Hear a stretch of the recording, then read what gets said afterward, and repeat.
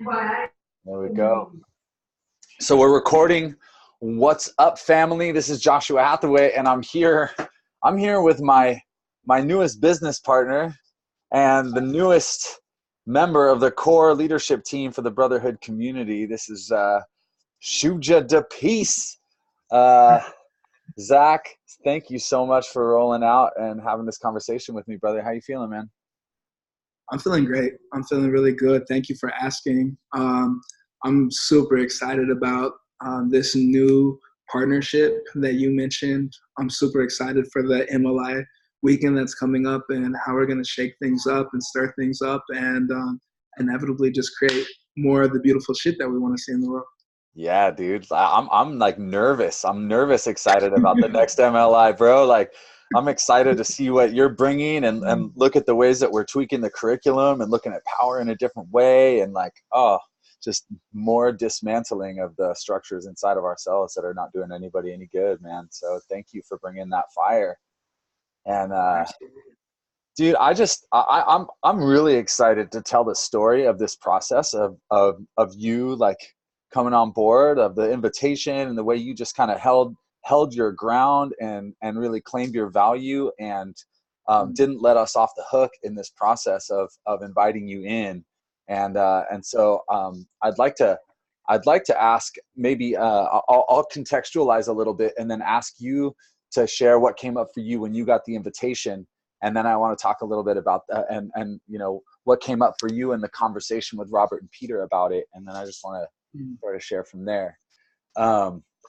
So basically we've been talking about wanting to bring a man of color into the leadership team for a while now. And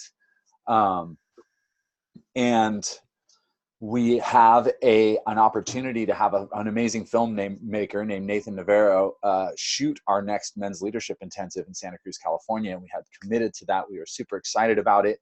And I'd like to say that our diversity scorecard has not been like total fail, but it hasn't been great. Like, we have not had as much diversity in our weekends as we would like. We've had some diversity in terms of people of color. We've had some diversity in terms of small but relatively consistent homosexual men coming in and doing this men's work with us.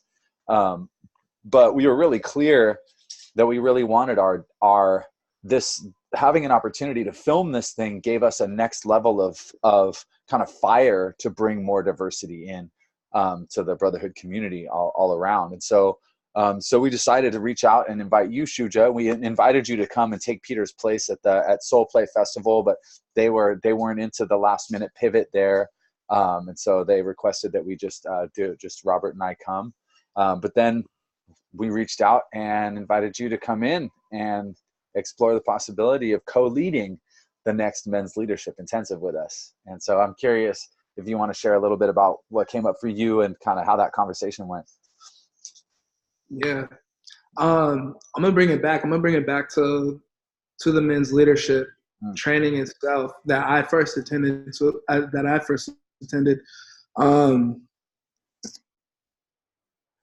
It's interesting because I've heard like Peter speak about his friends who are black men and brown men not wanting to go to a men's leadership that was led by 3 white guys. Yeah. And like intellectually, I completely understand. Like it's kind of like, yeah, obviously, right? Like, why not? Or why?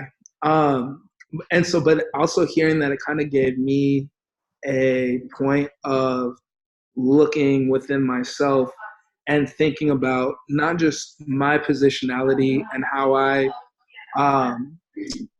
work within our societal constructs to do the things that fulfill me and that give me meaning and life purpose and are shifting minds and opening hearts.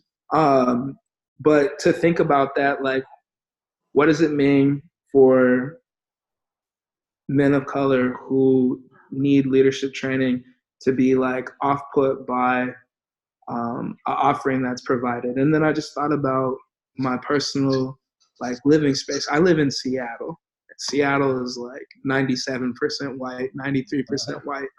So I'm used to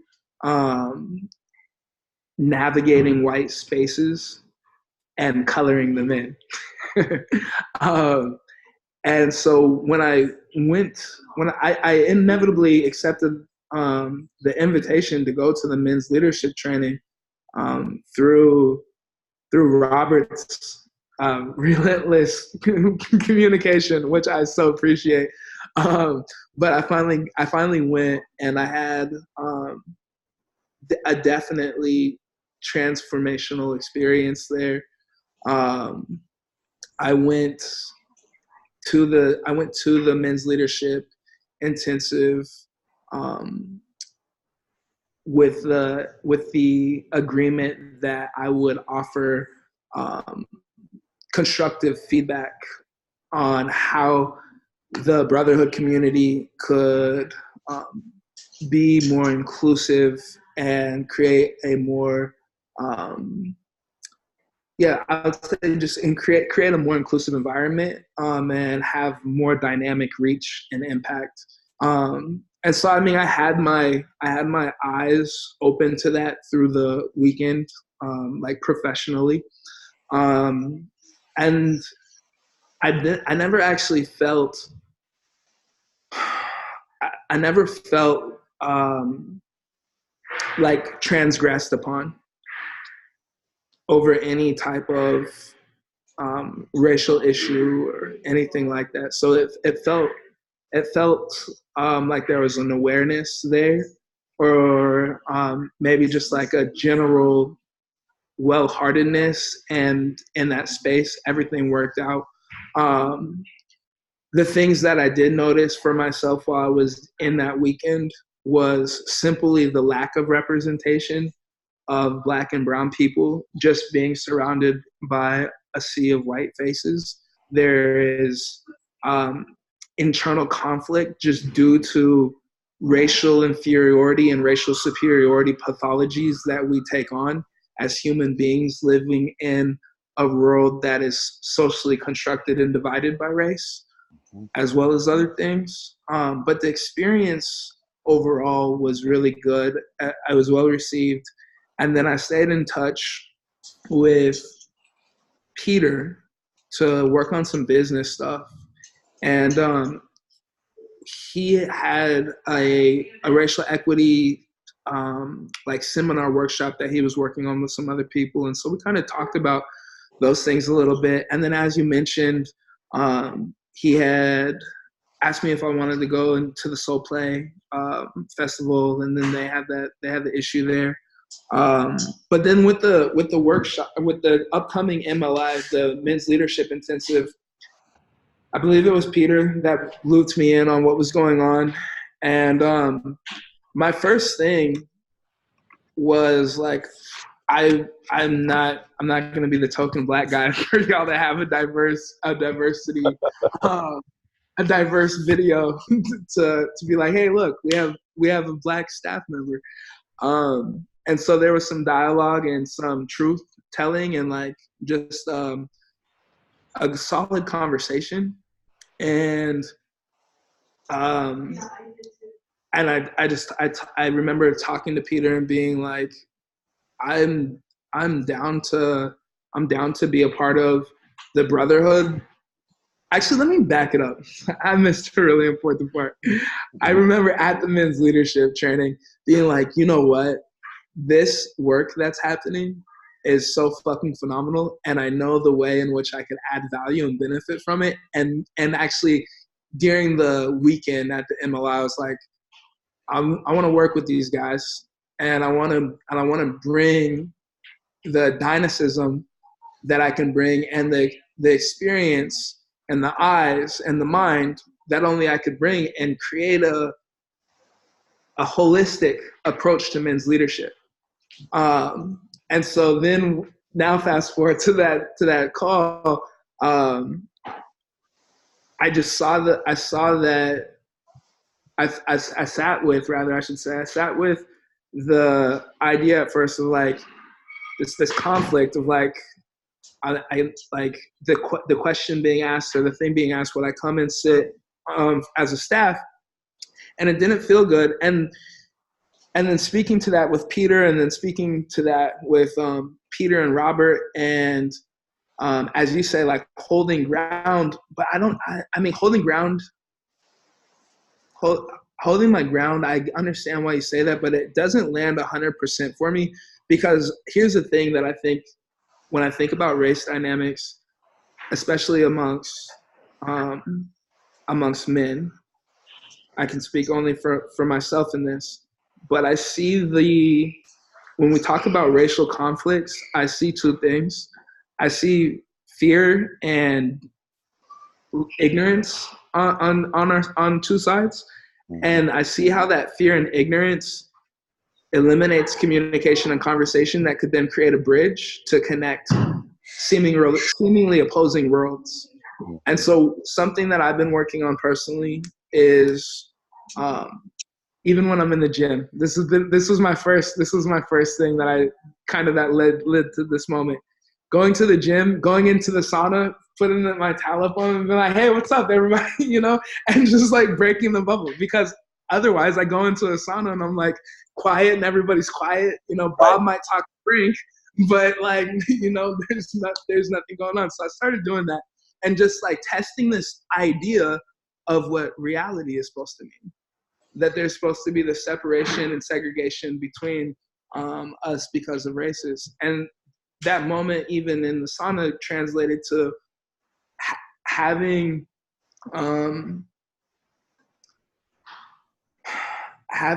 the internal fortitude and the patience and the self-awareness to know that there are pathologies of inferiority and superiority, and even in the face of that, to still push for what it is that we believe in. And and I think that's what happened. So that's why I said the analogy of standing ground just doesn't really fit. Yeah, because it's when I think about race, I think that, man, I'm just gonna say it, but I think that it's two-part, right? Like white people have to do their work and clean up the mess that they made. And also, after years and years and years of consuming this idea of internalized inferiority, I think Black and brown people also have to push forward and be like, nah, this is what I want. Meet me where I'm at. Yes. And this is what I want. Yes. And so I think that the two combined is how we solve the bigger. It is one of the crossroads that we have to pass. The intersections that we have to pass on this road to collective liberation. Yes. There has to be a stepping back and a stepping forwards. Yep. Yeah. Makes sense. Absolutely. I think that what I brought to the table and the kind of the conversations and dialogues around that, I feel like we touched that and we kind of modeled that.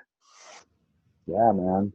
I'm so with you, brother. I'm so with the sense that this is a collaborative endeavor that we're on to transform our society, right? And there are some of us who have to really understand the parts of ourselves that are trained to hoard power and to learn how to share power, right? Sure. And then there are some of us who have to really understand the ways that we reflexively give our power away, right? Yeah. And have to claim power, right? Have to just claim your sovereign truth and your power and your value, right? Which I just saw you do so beautifully in that conversation. And sadly, I wasn't able to be in the room in that conversation, but I listened to the entire thing. And I'm sitting here like listening to Robert and Peter invite you in, like we would invite kind of anybody who we hadn't led with before, and we're like, hey, we want to kind of test this out and have you come in and do a couple of things in our workshop. That was kind of that was the frame, right? And you were like, hold up. I'm down to come and co-lead with you guys. I'm not down to be your token Black guy, and I'm not down to sort of to be in some way less than, or come in with less power than you guys into this situation. Like, if you guys are down to really like invite me in to your inner circle, then I'm down to show up. But those are my terms, basically, right? And I mean, I have to admit, dude, I'm like, the first thing I thought of is like, who the fuck is this guy who's gonna come into my organization, right? Like, you've done one MLI. We got guys who've staffed like multiple MLIs, right? You've done one MLI. He's just gonna come in and be like, no, like I'm gonna just stand in and we're gonna share power equally. Like, that's how it works, you know? And I was like, oh my God, like I'm hearing you articulate this, right? Articulate the sense of like, no, like this is what changing society looks like. This is what it looks like. There's no more of these gateways. There's no more of this sense of possession of what I've created or invested in. Like that's dissolving.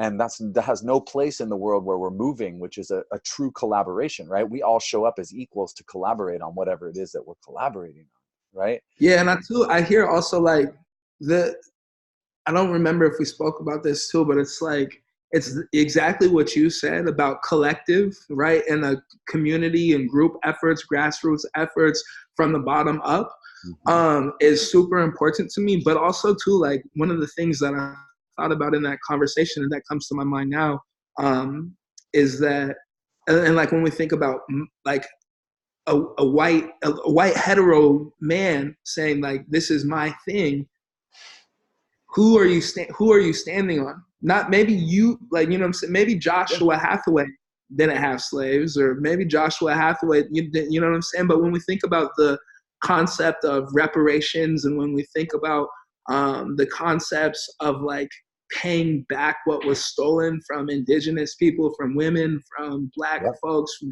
brown folks, and I remember in the conversation, one of the things that was like kind of like a triggering, like a whoa, what was Peter saying, it might have been Peter or Robert, I can't remember, but one of the fellas saying something about like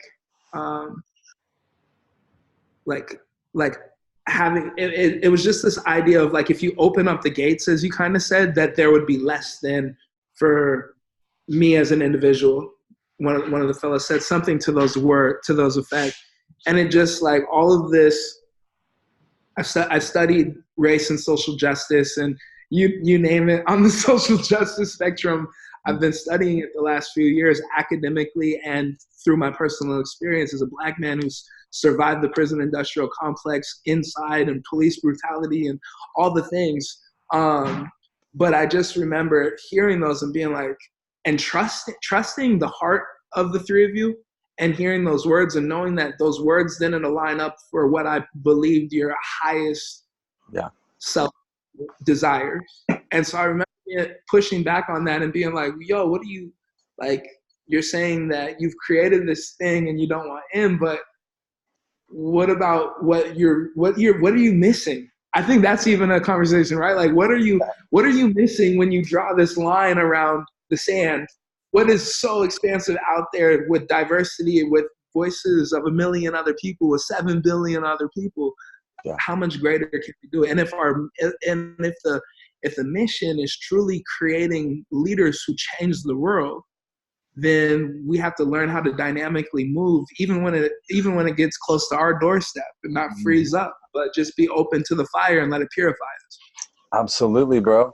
This has been such a beautiful fire for me to sit in, and I was so grateful, I was so blown away by the end of that call, by you, by your willingness to claim your value, by your awareness of these dynamics of possession, and of course, like part of what built this organization is my privilege. You know, like I ain't gonna pretend like there's not a whole lot of little things and some very big things that I didn't earn that helped me to create this organization, that gave me an advantage over you to build an organization like this, right? And so here we are, and we're basically looking at bringing a guy that none of us have ever led alongside into our organization with the full sort of and sharing power equally with you, sharing our resources equally with you, right? And doing that, not just as an act of faith in you and what you are bringing, right? But doing that in recognition that this is what it looks like to change the fucking script, is when you got some skin in the game and you're willing to get that vulnerable and take that kind of risk to invite in you, a man who has incredible resources and gifts that none of us are anywhere near being able to bring to this weekend, right? And to say yes to that, right? To say yes to that on principle.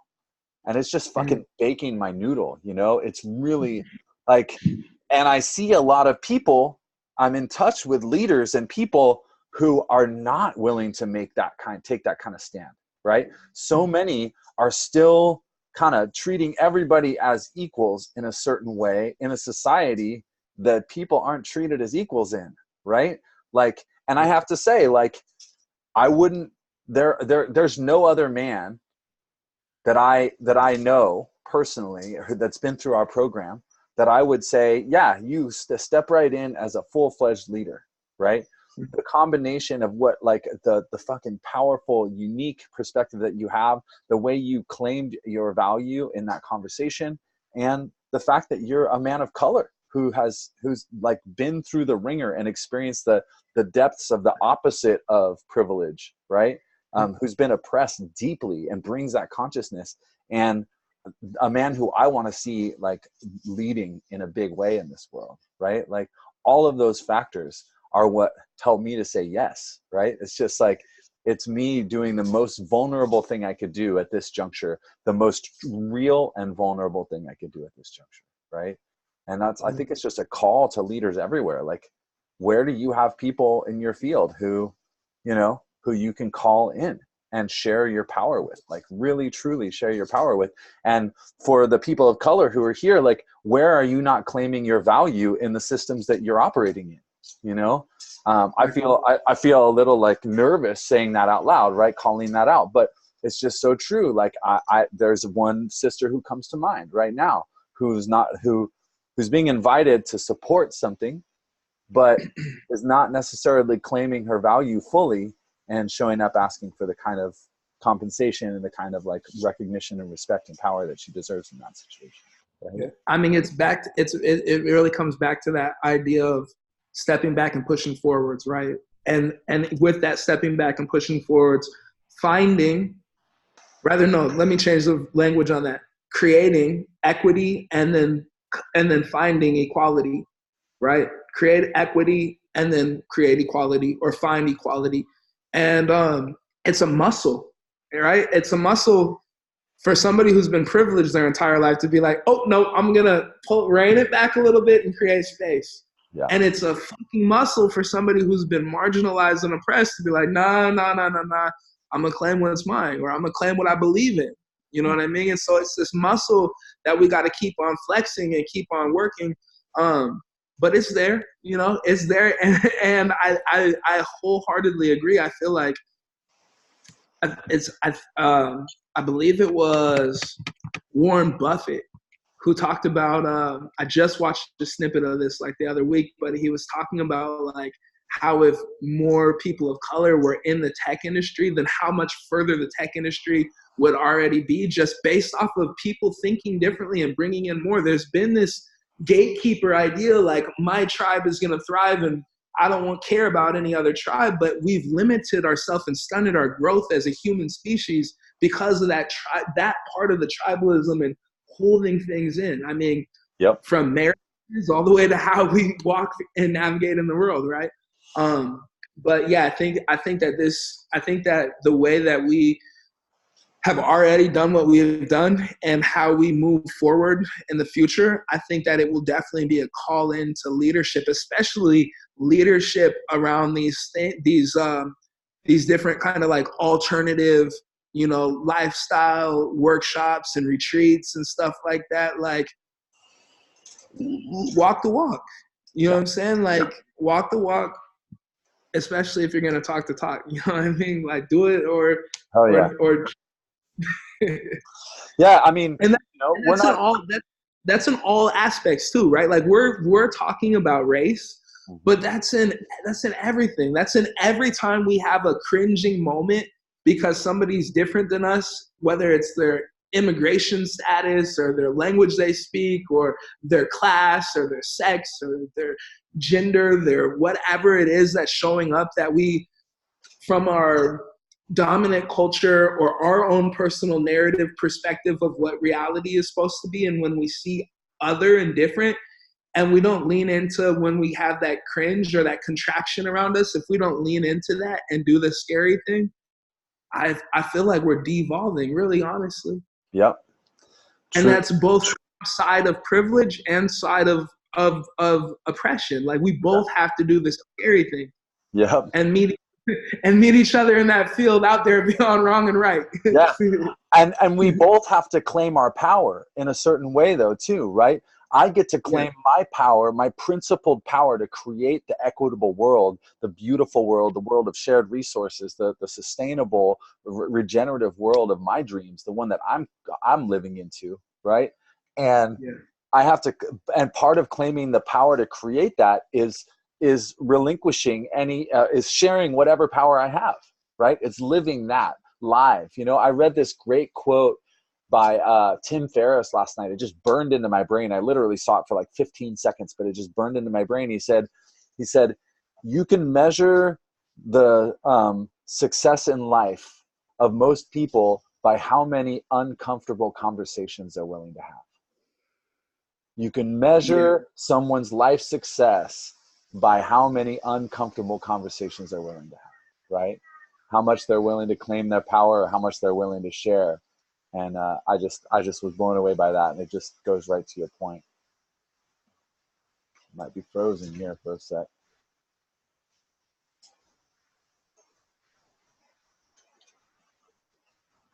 He's got a little kissy face on too.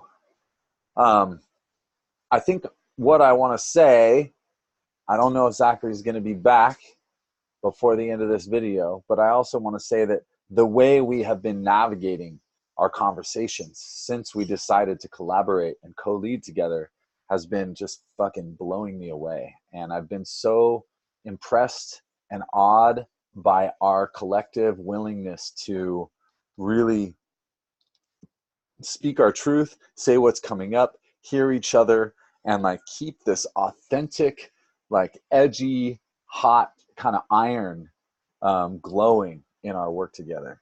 And damn, I wish that Zackary could make it back before we close the call, but it looks like that's not going to happen. So wherever you're experiencing this, whether it's on social media or in an email or you just found it on YouTube, I encourage you to really feel into what that would be like for you to take on a partner in your business, just full partner, just like that, to bring somebody in who you value, whose leadership you value, and who is coming from an oppressed background that you want to see bringing their leadership more fully into the world. And you recognize that your power, not only has your power been served unconsciously by their oppression, but you recognize that together our freedom is bound up together, that I cannot be free in fullness of my power unless this man is in the fullness of his. So that's it for now. It's been a pleasure hanging out with Zackary. Shuja to peace, and I can't wait to see you on one of our programs soon. Take care.